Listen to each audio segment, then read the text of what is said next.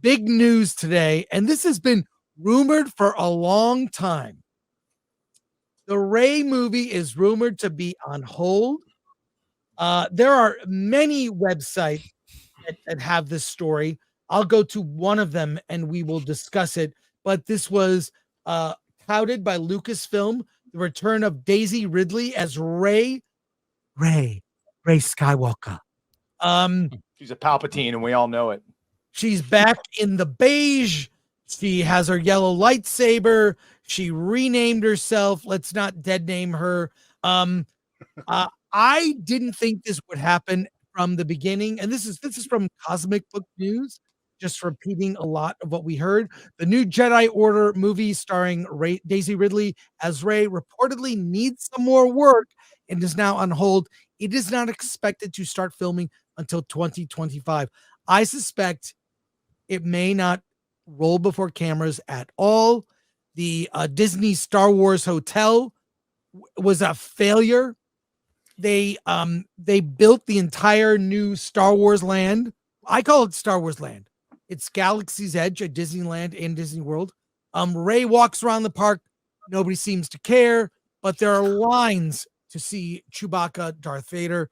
I don't think this is Daisy Ridley's fault. I think she's a very good actress and did what she could with what she was given. What do we think about this? Chime in with your thoughts. Yeah, I've covered this for a while. This is the WDW Pro was one of the first ones. Daniel RPK. They've all basically said the same thing. This all boils down to Stephen Knight, who is busy opening up a studio and just finished a script for the Peaky Blinders movie, of which there's supposed to be many. Yeah, he can't be opening a studio and focus on Peaky Blinders while also working hand in hand with Charmin Obey-Chinoy and Rey and that story group to come out with this movie. So yeah, the last we heard from him is he turned in a script and they handed it back with so many notes that he had to rewrite it. And so he's probably just gonna be like, no, I'm done with Peaky Blinders. You guys figure out what you want. And then the last I also heard was that Sean Levy was possibly going to be replacing Charmin, which would be horrible because I wouldn't get to do my accent. When, she likes to make people uncomfortable, Chris. And so if they if they take this movie from her to make it about the patriarchy of Star Wars, I'm going to be very upset. And also Sean Levy has too much clout. He won't do what they want. So any other thoughts? I have a lot of thoughts on this thing. Well, I mean, yes, like Angry Badger said, if you're working with a quality screenwriter, and he's got his own projects going. He has a movie coming out. I think they're starting to shoot it or they're about to start to shoot it.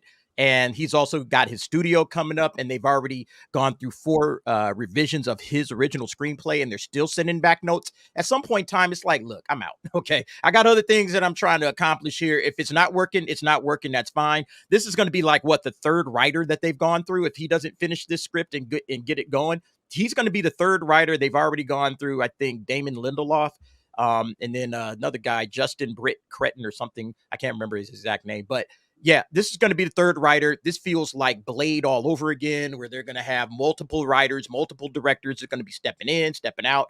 And at this point in time, like every Lucasfilm project that we seem to hear about, oh yeah, it's going to happen, and then it doesn't happen. We have the same thing with the Taika Waititi Star Wars movie. Kevin Feige, I guess, at one point in time had one. The Rian Johnson trilogy, on and on and on. Dan and Dave, Patty Jenkins, yeah. Yeah, this is par for the course for Lucasfilm, so not surprising in the least that this is what they're doing. Well, a couple things real quick. They announced this Star Wars celebration a while ago, and they introduced the director. They announced the project. They brought Daisy Ridley out. You can find the footage online. And very strangely, I believe it was New Year's Day. New Year's Eve.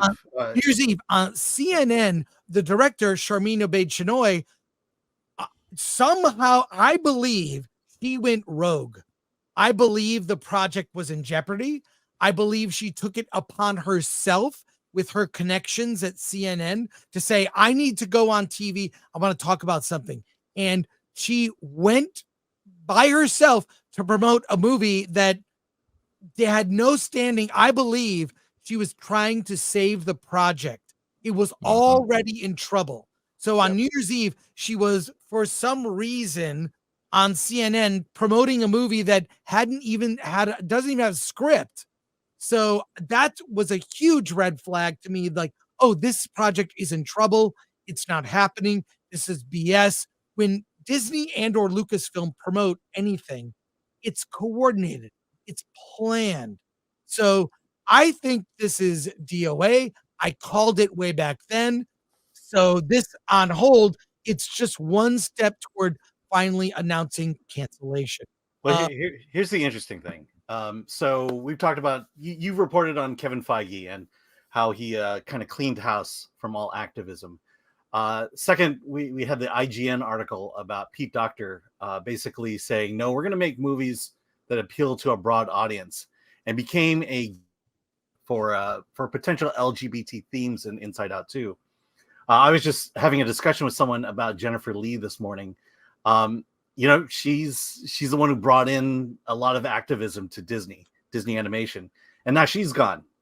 So we have Marvel, we have Star Wars, we have Disney Animation. There's one thing left, and it makes you wonder, how much longer is Kathleen Kennedy going to be around? She'll never leave. Well, but you know what? Go ahead. It changes across the board except Star Wars so far. But the thing about it is, as a brand, I don't think they have a mission statement as far as Star Wars is concerned. It is a rudderless franchise.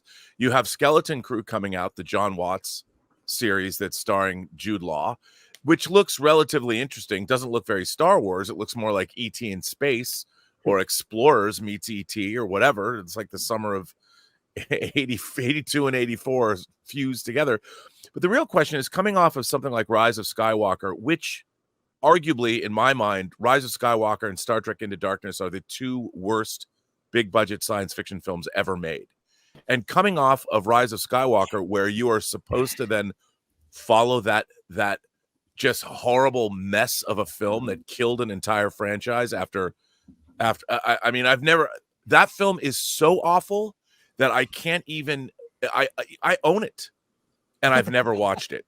I will never. I bought the Skywalker 4K box set. I will never ever. I've never felt this way. I'll watch Highlander 2 before I'll watch Rise of Skywalker. I mean, it's Highlander 2 at least has things that I'll enjoy. I honestly, I do not know why anybody. I mean, people like Mandalorian, and let's face it, Mandalorian is a second-rate Boba Fett show. For everybody who talks about it, it's fine. The first two seasons are fine. The third season, not so much.